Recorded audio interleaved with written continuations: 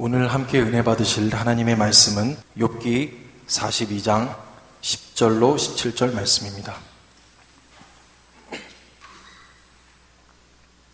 욥이 그의 친구들을 위하여 기도할 때 여호와께서 욥의 곤경을 돌이키시고 여호와께서 욥에게 이전 모든 소유보다 갑절이나 주신지라. 이에 그의 모든 형제와 자매와 이전에 알던 이들이 다 와서 그의 집에서 그와 함께 음식을 먹고 여호와께서 그에게 내리신 모든 재앙에 관하여 그를 위하여 슬퍼하며 위로하고 각각 캐시타 하나씩과 금고리 하나씩을 주었더라.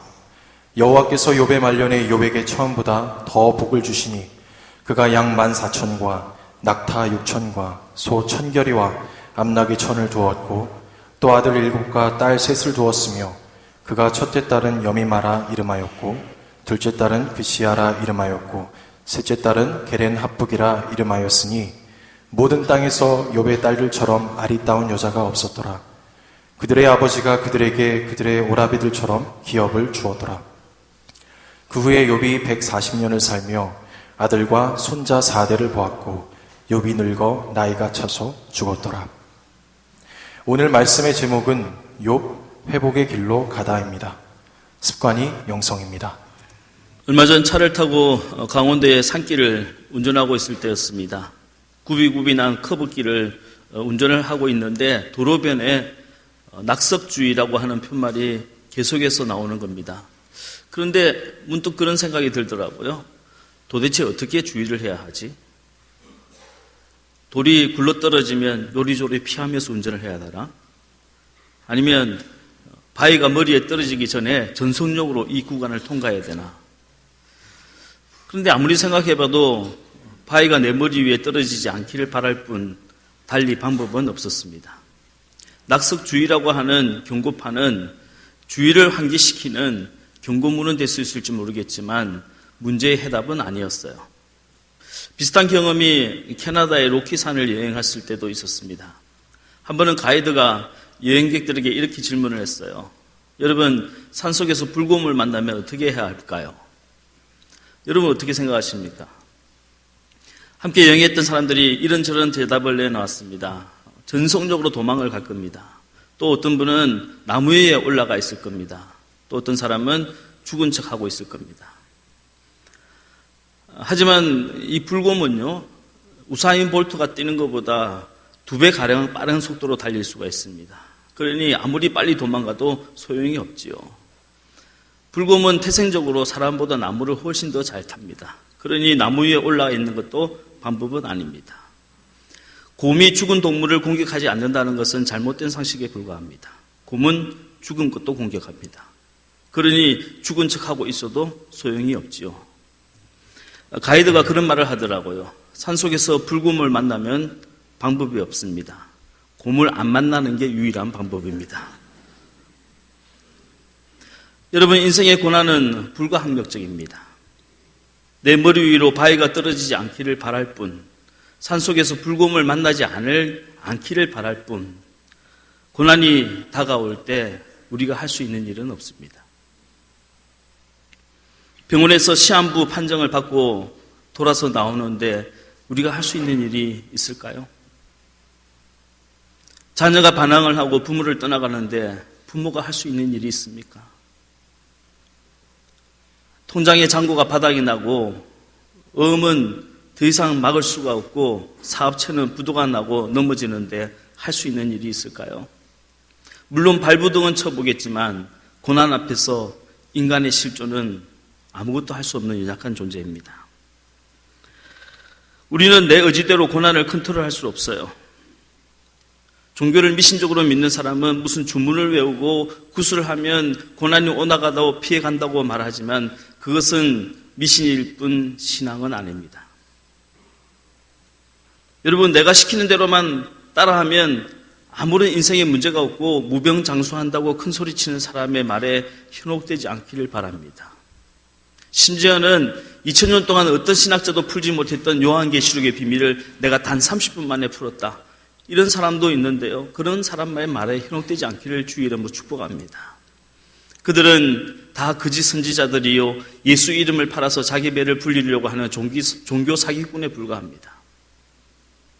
인생의 고난은 불가항력적이며 그 고난 앞에서 인간의 존재란 너무나도 연약한 실존인 분인 겁니다. 고난과 시험은 하나님을 믿는 사람에게도 똑같이 찾아와요. 우리가 예수를 잘 믿어도 고난과 시험이 세상 사람들과 똑같이 찾아옵니다. 믿음이 좋은 장로님이나 목사님들도 암병에 걸리기도 합니다.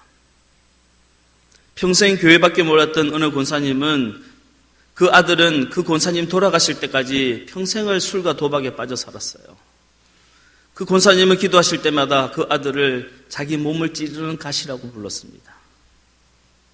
한국의 성자라고 불리우는 한경지 목사님은 말년에 치매에 걸리셔서 교인들도 가족들도 잘 알아보지 못했어요. 장로님들 중에 몇 분은 남한선성에 계신 목사님 뵈러 갔다가 자신을 알아보지 못하고 당황스러운 말을 하는 목사님 때문에 놀란 분들이 적잖이 많이 있었습니다. 목사님의 명망에 흠이 되지 않고자 지금까지 그냥 쉬쉬하고 있었던 거예요. 그렇다면 여러분, 믿음이란 무엇일까요? 믿음이란 마치 중국 영화에 나오는 주인공처럼 장풍을 쏘아서 내 앞에 있는 모든 문제를 쓰러뜨리는 그런 능력을 말하는 것이 아닙니다.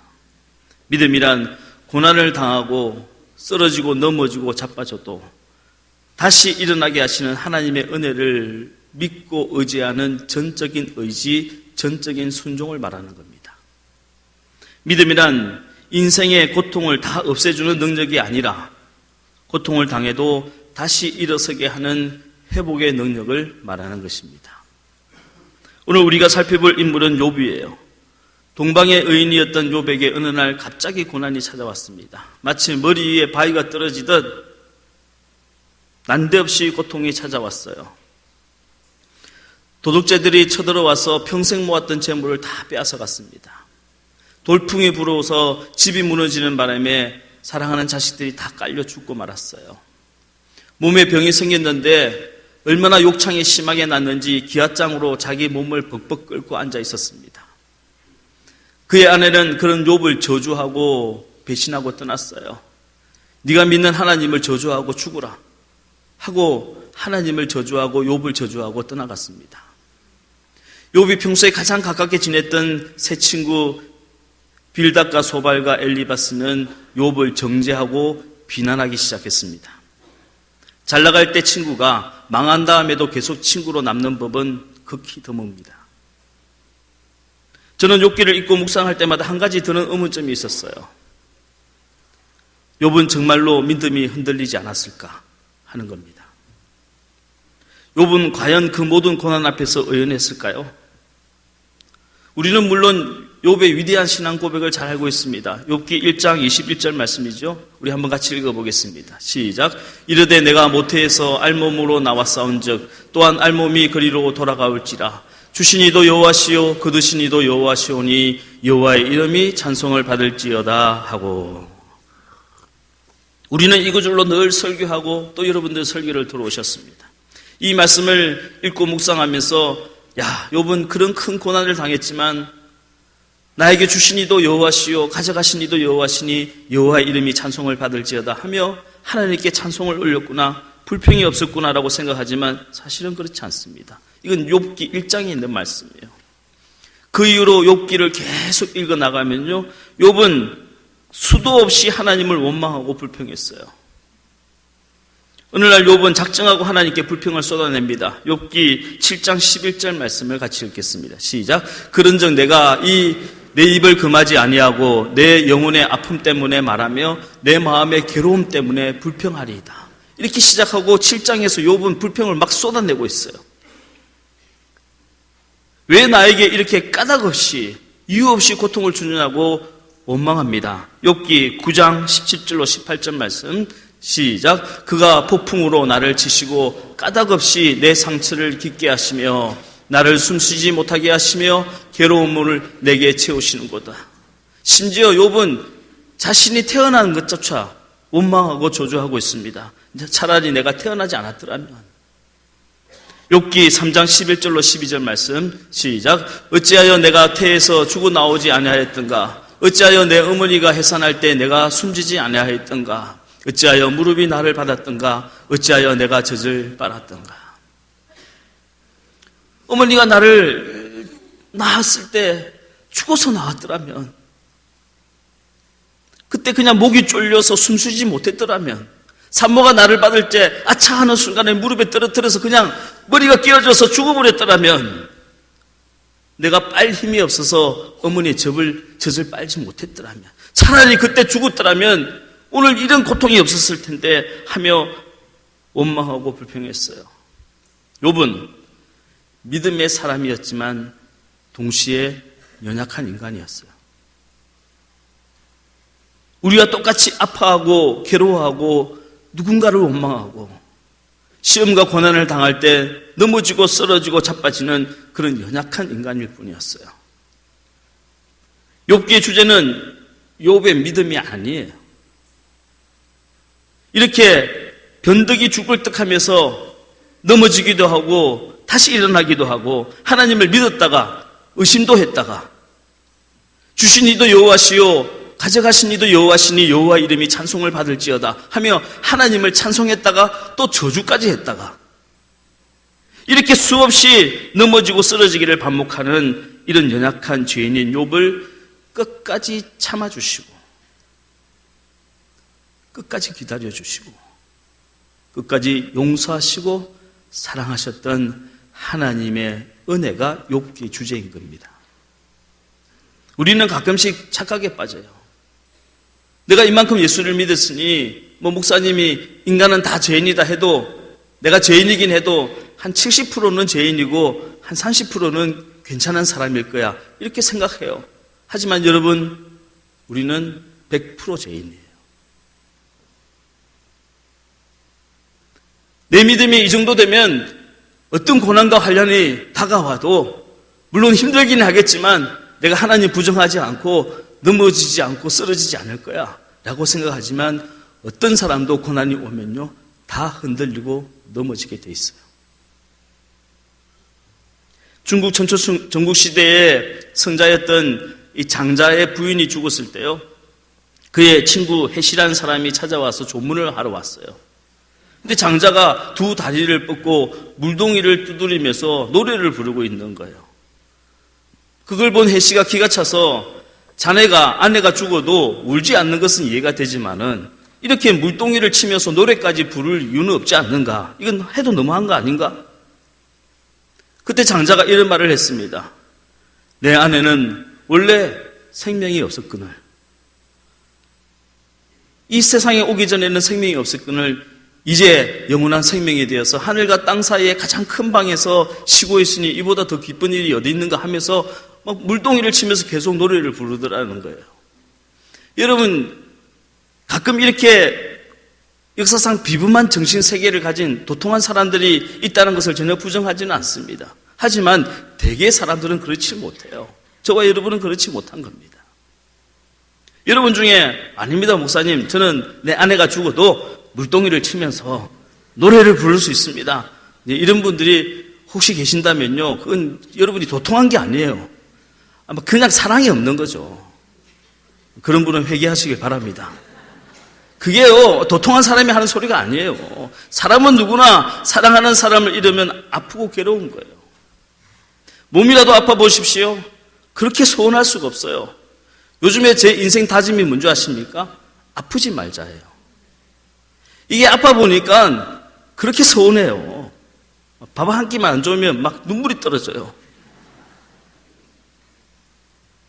이게 사람이 그렇게 옹졸해지고 서운해지는 거예요. 몸이 불편한 게 문제가 아니에요. 여러분 가지고 계신 물질 잃어보십시오. 세상 다 잃은 것처럼 낙심합니다. 심지어 자살까지 하지 않습니까? 우리는 내 믿음이 잘나서 내가 구원받는 것이 아니라는 것을 인정해야 돼요. 우리의 믿음이 아무리 작고 보잘것 없어도 그 작은 믿음마저 어렵다 여겨주시고 자녀로 불러주시고 끝까지 참아내주시며 우리의 연약함을 도우시기 위해서 말할 수 없는 탄식으로 기도하시는 하나님의 은혜인 줄로 믿으시길 바랍니다. 여러분이 다 아시는 것처럼 제 인생 말씀이 로마서 8장 26절 말씀이에요. 이와 같이 성령도 우리의 연약함을 도우시나니 우리가 마땅히 기도할 바를 알지 못하나 오직 성령이 말할 수 없는 탄식으로 우리를 위하여 친히 간구하시나이다. 오늘 이 시간에도 성령님께서 여러분의 구원을 돕고 계심을 믿으시길 주의 이름으로 축복합니다. 욥은 사실은 수도 없이 흔들렸어요. 하지만 하나님께서 그를 붙들어 주신 거예요. 사실 욥은 입술로 수도 없이 원망하고 저주하고 범죄했지만 하나님은 신실하신 말씀을 끝까지 지켜주셨습니다. 이 하나님의 은혜가 욥을 회복시켜 주신 거예요. 오늘 그 크신 하나님의 은혜가 쓰러진 우리들을 다시 일으켜 세워주시고 넘어졌던 우리를 회복시켜 주시기를 주님의 이름으로 간절히 축복합니다. 회복이란 말에는 두 가지 의미가 있어요. 영어로 설명드려서 죄송하지만 첫 번째는 restoration이라고 하는 단어이고요. 두 번째는 recovery라고 합니다. 회복은 이 두 가지 의미가 있어요. 첫 번째, restoration이란 무엇인가? 스크린에 나와 있는 것처럼 다시 돌아가다, 원래 상태로 돌아가다 하는 뜻이 있습니다. 다시 돌아가다니 어디로 돌아간다는 말일까요? 오늘 우리가 읽어본 욥기 42장은 욥의 마지막 장, 결말 부분입니다. 모든 고난과 시련을 다 겪어낸 욥이 다시 회복되고 하나님이 욥을 축복하셨다고 하는 드라마라고 본다면 해피엔딩에 해당하는 부분이에요. 욥은 육신의 질병이 다 나와서 그 이후로 무병장수했습니다. 잠시 재산을 잃었지만 하나님이 복을 주셔서 그 이전보다 2배로 많은 재산을 갖게 되었어요. 아내는 떠나갔지만 욥은 새 장가를 들었어요. 10명의 자녀를 두었습니다. 욥을 배신했던 그 친구들은 욥에게 왕소 용서를 빌었어요. 그야말로 인생 역전이요, 전화위복이고 그리고 고난 뒤에 찾아온 축복이었습니다. 그런데 저는 욥기 마지막 장인 이 42장을 읽을 때마다 늘 한 가지 의구심이 든 게 있었어요. 그 이후로 욥은 정말 행복했을까 하는 겁니다. 여러분 어떻게 생각하십니까? 이 해피엔딩 다음에 욥은 정말로 행복했을까요? 사람이 물질을 잃어버렸다가 다시 돈을 보면요, 전화위복이라고 인생 역전이라고 자랑할 수 있을 겁니다. 건강을 잃었다가 다시 건강을 되찾으면 제2의 청춘이 왔다고 또 자랑할 수 있을 겁니다. 자신을 비방하고 배신했던 친구들이 돌아와서 머리를 조아리고 용서를 빌면요, 통쾌한 복수라고 통쾌하게 생각할 수도 있을 겁니다. 야, 내가 실패했을 때는 저렇게 나를 비방하고 욕하던 친구들이 이제 내 앞에 와서 머리를 조아리는구나. 인생 길고 짧은 건 대봐야 알아. 인생 마지막에 웃는 사람이 성공한 거야. 이렇게 큰 소리 칠 수 있을 겁니다. 그런데 여러분, 자식이 죽었는데 새 장가를 들어서 자식을 또 낳았다면 그것을 인생의 역전이라고, 전화위복이라고 부를 수 있을까요? 여러분, 그런 것이 회복일 수 있겠습니까? 오늘 욥기 42장 14절과 15절 말씀 보면요, 욥이 다시 회복된 다음에 새 장가를 들어서 딸들을 낳았는데 그 딸들에 대해서 설명하는 말씀이 나오고 있습니다. 우리 한번 읽어보겠습니다. 욥기 42장 14절로 15절 시작. 그가 첫째 딸은 여미마라 이름하였고 둘째 딸은 그시아라 이름하였고 셋째 딸은 게렌 합북이라 이름하였으니 모든 땅에서 욥의 딸들처럼 아리따운 여자가 없었더라. 그들의 아버지가 그들에게 그들의 오라비들처럼 기업을 주었더라. 저는 솔직히 이 구절을 읽을 때마다 우리 하나님 너무 잔인하시다 하는 생각을 금할 수가 없습니다. 첫째 딸 여미마는 흰 비둘기란 뜻이에요. 그만큼 살깔이 희고 고왔다는 뜻이에요. 둘째 딸 그시아라고 하는 이름은 계피향이란 뜻입니다. 여러분, 고대 사회 계피향은요, 이 최고급 향수예요. 샤넬 넘버 5 이런 것보다 훨씬 좋은 거예요. 그만큼 이 향기로웠다는 뜻입니다. 셋째 딸 게렌 합북이라는 이름은요, 여자들이 눈에 칠하는 색조 화장 있죠, 아이섀도우란 뜻이에요. 그만큼 다시 태어난 욥의 세 딸들이 아름답고 귀하고 향기롭고 정말 아름다운 미녀들이었다는 뜻입니다. 실제로 15절 말씀에 모든 땅에서 욥의 딸만큼 아리따운 여자가 없었다 하고 성경은 말하고 있습니다. 자, 여러분이 욥이라면 이제 행복하시겠습니까? 내 딸들이 죽고 그리고 다시 결혼해서 딸을 낳았는데 이게 얼마나 이쁜지. 예전에 죽은 딸들은 막 일부도 별로 보잘것없고 성형수술 외에는 방법이 없었는데 이렇게 새로 태어난 이 어린 것들은 이렇게 이쁘고 살깔이 배고 깎고 향기롭고 미스코리아 뺨치듯이 세계적인 미모를 가졌으니 이제 나는 인생이 성공했다 할 수 있겠냔 말이에요. 욥은 계속 아팠을 겁니다. 어린 딸들이 이렇게 이쁘고 아름답게 자라나는 모습을 볼 때마다 한편으로는 감사했겠지만 마음 한편으로는 아팠을 거예요. 어린애들이 딸들이 재롱을 피우고 아빠 앞에서 춤을 추고 노래를 부를 때마다 겉으로는 웃고 있었지만 속으로는 한편 또 울고 있었을 거예요. 주변의 친구들이 와서 야, 다 하나님의 뜻이 있어. 잊어버려. 라고 아무리 위로를 해줘도 잊을 수 없는 게 부모 마음이에요. 설령 죽은 자식들이 못나고 불량배고 부모의 마음을 그렇게 아프게 하고 말썽장애했다 할지라도 평생 자식을 가슴에 묻고 살아갈 수밖에 없는 게 그게 부모의 마음이란 말이에요. 여기서 우리가 분명히 한 가지 짚고 넘어갈 것이 있습니다. 회복이란 보상이 아니라는 거예요. 리워드 하는 것이 아니라는 겁니다. 그렇다면 레스토레이션, 진정한 회복이란 무엇일까요? 오늘 본문 욥기 42장 10절 말씀을 첫 구절 말씀을 같이 읽겠습니다. 시작. 욥이 그의 친구들을 위하여 기도할 때 여호와께서 욥의 공경을 돌이키시고 여호와께서 욥에게 이전 모든 소유보다 갑절이라 주신지라. 여기에 욥을 돌이키시고 라고 하는 히브리어 원어를 보면 샤브와 여호와라고 적혀 있습니다. 이 샤브와 여호와라는 말은 여호와께로 돌아오다, 하나님께로 돌아오다는 뜻이에요. 회복이란 보상을 받는 것이 아니라 여호와께로 돌아오는 거란 말이에요. 물질로 보상을 받고 명예를 보상받고 잃어버린 사람을 보상받는 것이 회복이 아니라 샤브와 여호와께로 돌아가는 것이 회복이라는 거예요. 하나님 아버지의 마음으로 다시 돌아가는 것이 그것이 진정한 회복이라는 뜻입니다. 성경의 대표적인 회복의 말씀이 호세아서 6장 1절의 말씀이죠. 우리가 너무나도 잘 아는 말씀이에요. 우리가 이 말씀을 다시 한번 읽어보겠습니다. 시작. 오라 우리가 여호와께로 돌아가자. 여호와께서 우리를 찢으셨으나 도로 낫게 하실 것이요 우리를 치셨으나 싸매어 주실 것입니다. 오라 우리가 여호와께로 돌아가자. 샵와 여호와, 이것이 회복이라는 거예요. 고통과 시련을 통해서 하나님 아버지의 마음을 알게 된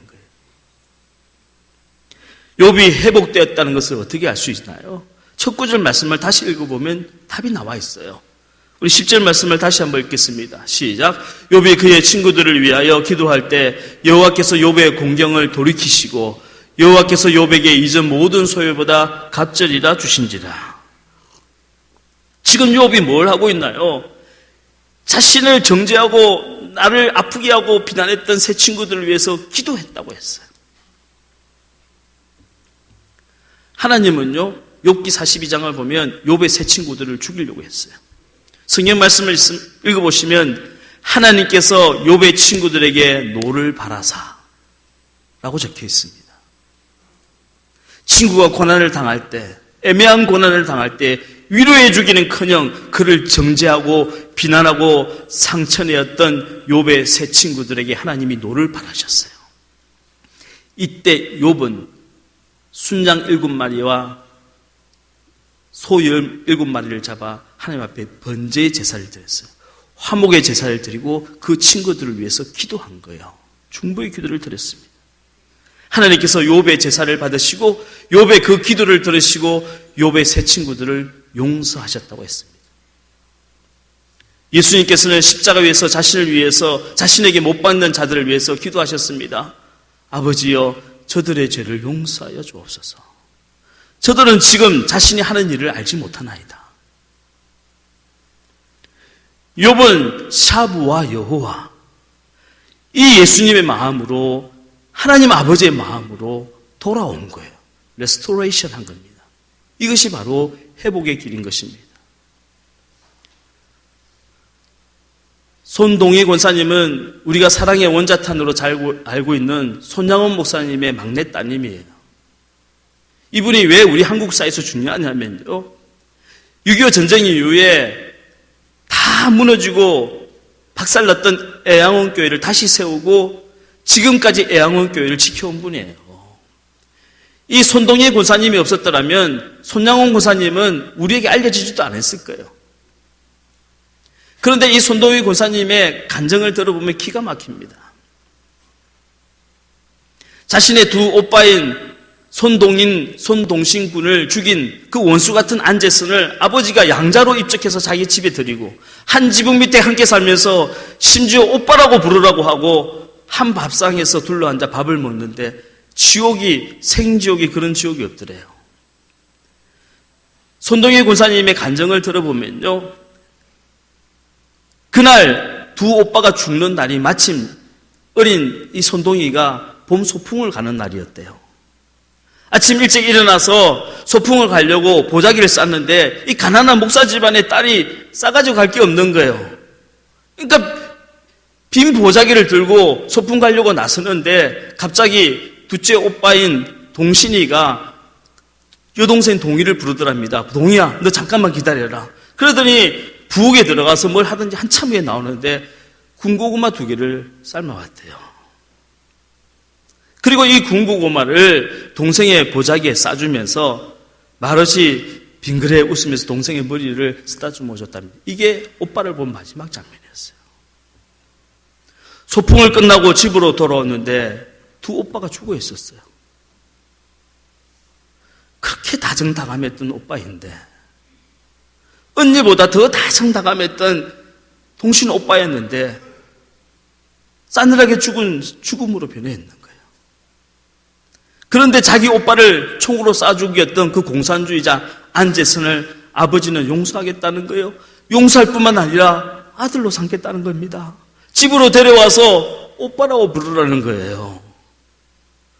손동희 권사님의 간증에 의하면 한 밥상에 둘러앉아 밥을 먹는데 자기 맞은편에 안재선이 앉아있더래요.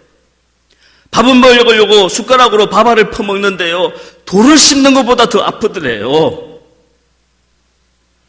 동신이 오빠가 자기에게 군고구마를 싸주면서 머리를 쓰다 주무는 장면이 계속해서 생각나는데 씹을 수가 없더라는 거예요.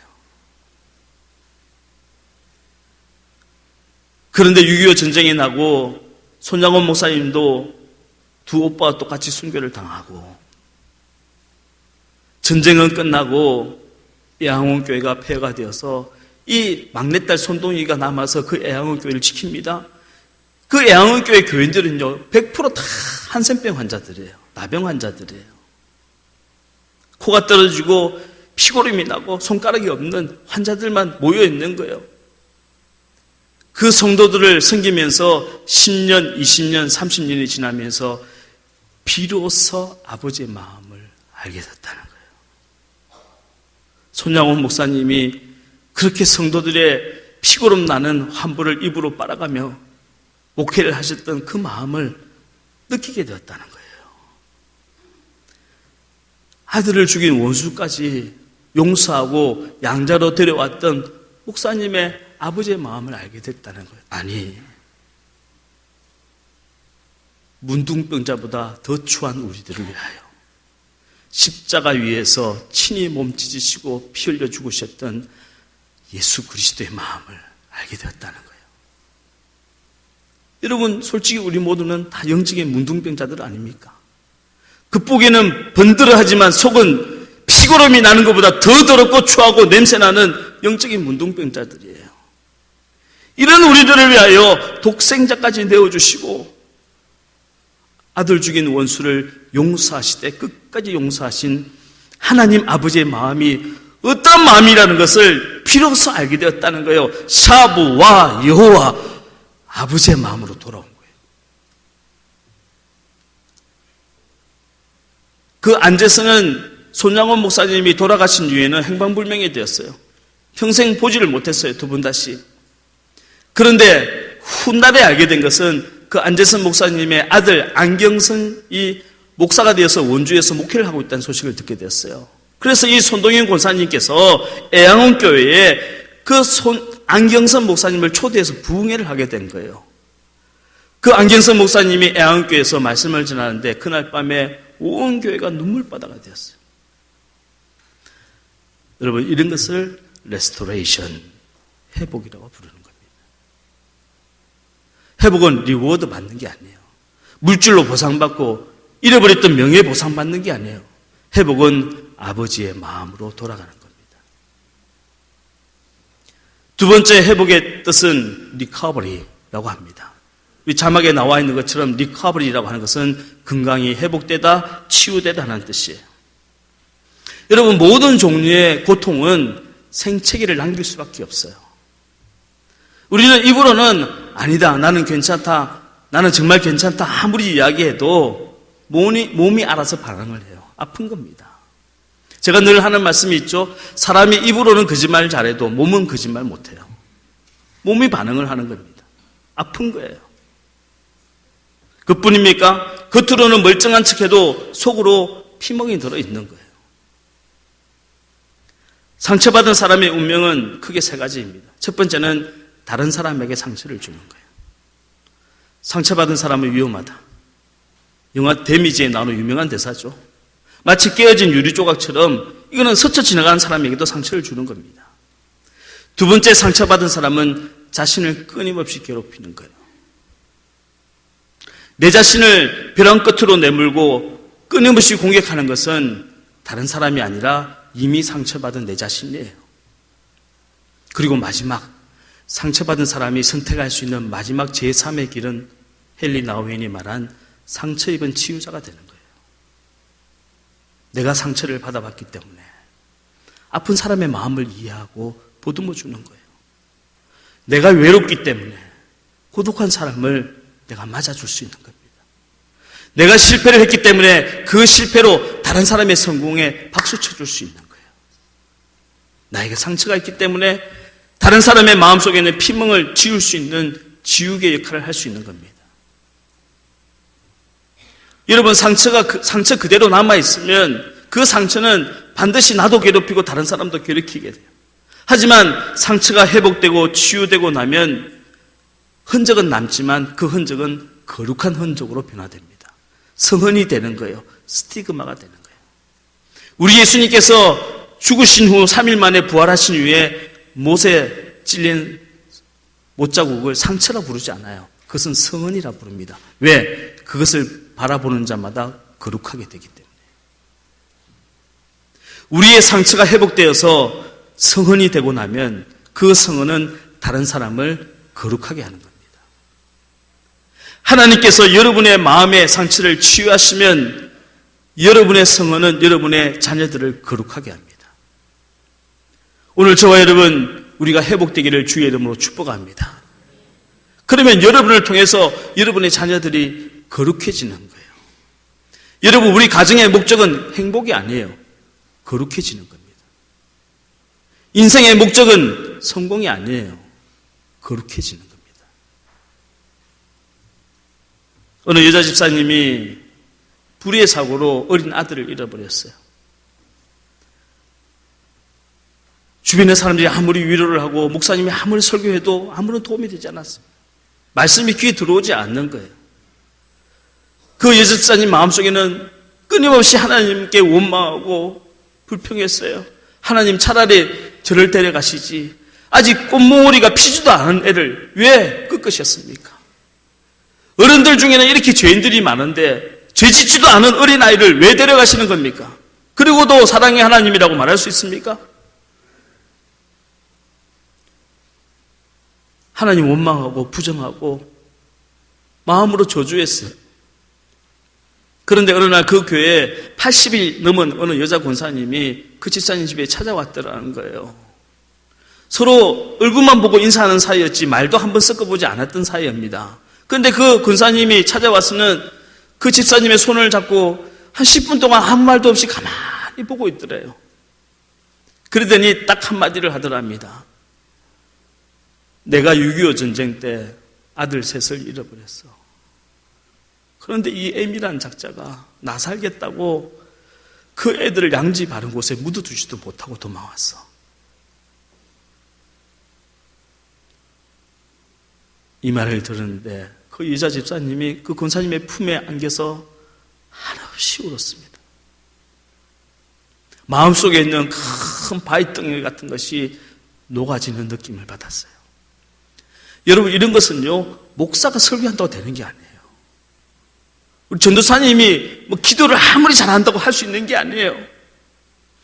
자식을 셋이나 잃어버렸던 이 할머니 권사님만이 할 수 있는 거예요. 왜? 그분은 상처 입은 치유자이기 때문에. 요즘 우리 시대를 가만히 보면 사람이 사람에게 너무 많은 상처를 주고 살아요. 저는 요즘 우리 세상이 돌아가는 걸 보면요, 예전에 무슨 TV 프로그램에서 했던 폭탄 돌리기라는 게임이 생각납니다. 여러분, 그 게임 아십니까? 이 폭탄을 들었던 사람이 무슨 한마디를 하고 옆에 사람에게 전해주면요, 그 사람도 빨리 그 말을 따라하고 또 옆에 사람에게 전해주는 거예요. 언제까지 해야 됩니까? 터질 때까지 하는 거예요. 폭탄이 터져야 그 게임은 끝나는 겁니다. 요즘 우리 시대를 가만히 보면요, 꼭 사람들이 폭탄 돌리게 하는 것 같아요. 누구 한 사람에게 터질 때까지 계속해서 비방하고 욕하고 모함하는 거예요. 여러분, 폭탄이 터진 사람만 문제예요? 그 폭탄을 함께 돌리고 있는 사람들 더 큰 문제예요. SNS에서 온갖 모함과 비방과 남 욕하는 소리를 퍼나르고 있어요. 카톡으로 근거도 없는 거짓 뉴스들을 막 나르고 있는 거예요. 그게 나한테서 터지지 않으라는 법이 어디 있습니까? 언젠가 그 폭탄이 나한테서 터지지 않으리라는 법이 어디 있냔 말이에요. 어떤 분은 요즘 우리 시대를 칠면조 시대라고 부릅니다. 여러분, 칠면조라고 하는 동물이 얼마나 웃긴지 아십니까? 평소에는 그렇게 화목하게 잘 지내는데요. 그런데 한 마리가 상처를 입고 피가 나잖아요. 피 냄새를 맡고 난 뒤부터 눈이 다 뒤집어져요. 전부 다 그 한 놈을 공격해서 쪼아서 죽여버린다는 거예요. 오죽하면 우리 시대를 칠면조 시대라고 부르겠습니까? 우리가 믿는 성령님은 헬라어로 파라클레토스라고 부릅니다. 파라클레토스란 영어로 컴포터, 위로자라는 뜻이에요. 성령님은 우리를 위로하시고 치유하시는 영이십니다. 그리고 오늘 우리를 회복해 하시는 성령님께서는 저와 여러분을 이 치유자로, 위로자로 부르고 계신 거예요. 오늘 서로가 성소에게 상처 주기 쉽고 또 상처받기 쉬운 시대를 살아가는 저와 여러분, 성령님의 부르심에 순종하여 회복의 사람이 되시기를 바랍니다. 혹 우리에게 상처가 있다 할지라도 우리가 상처 입은 치유자가 되기를 바랍니다. 내일부터 시작되는 21일간의 정교인 특별 새벽기도의 올해 주제는 회복의 길이에요. 하나님 아버지의 마음으로 돌아가는 겁니다. 상처 입은 치유자가 되는 거예요. 여러분, 21일간의 기도 예정을 통해서 우리가 먼저 회복되시기를 주의 이름으로 축복합니다. 자식들에게 이래라 저래라 타박하기 전에 우리 자녀들 마음의 상처를 치유해 줍시다. 다른 사람 이게 옳고 저기 틀리고 판단하고 정죄하기 전에 그 사람 상처를 한 번만 보듬어 줍시다. 조개가 입을 벌리고 닫았다 하면서 바닷물을 마시고 산소도 들이마시고 하는 거예요. 그러다 보면 돌멩이가 하나가 들어가서 밖으로 나오지 못하고 거꾸로 조개 살에 박히게 되면 상처가 나요. 그러면 조개는 그때부터 콩키올린이라고 하는 액체를 분비합니다. 이 콩키올린이라는 액체는 조개의 상처를 계속 싸고 또 싸고 또 싸는 거예요. 그게 진주가 되는 겁니다. 그래서 우리는 진주를 눈물의 보석이라고 부르는 거예요. 어떤 사람은 상처를 칼로 바꿔서 다른 사람을 공격하고, 어떤 사람은 상처가 독이 되어서 내가 그걸 마시고 내가 죽어버리지만, 어떤 사람은 상처를 진주로 바꾸어서 다른 사람의 목에 걸어주고 그 사람 인생을 빛나게도 해주고 아름답게도 하는 겁니다. 이것이 회복의 사랑이에요. 오늘 욥을 통해서 회복의 길로 인도하시는 성령님, 저와 여러분 마음속에 아버지의 마음을 허락하시기를 주의 이름으로 축복합니다. 먼저는 우리 믿음이 회복되고 첫사랑이 회복되기를 위해서 기도합시다. 우리 가정이 회복되고 우리 자녀들에게 믿음의 유산을 물려줄 수 있도록 기도합시다. 우리 교회에 지금 많은 병으로 고통받는 분들, 특별히 암병으로 고생받는 분들을 본 이번 21일간의 기도를 통해서 기적적으로 낫는 역사가 나타날 줄로 믿습니다. 우리 함께 이 회복의 찬양 함께 부르겠습니다. 왜 슬퍼하느냐 함께 찬양하겠습니다.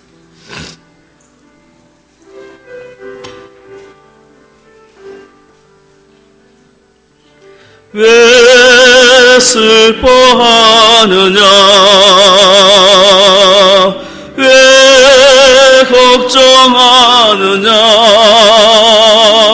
무얼 두려워하느냐 아무 염려 말아라 큰 어려움에도 큰 아픔이 있어도 이제 아무 걱정하지 마 내가 널 붙들어 주리 내가 너와 항상 함께 하리라 내가 너를 지키리라 실망치 말고 나를 보아라 나는 너의 하나님이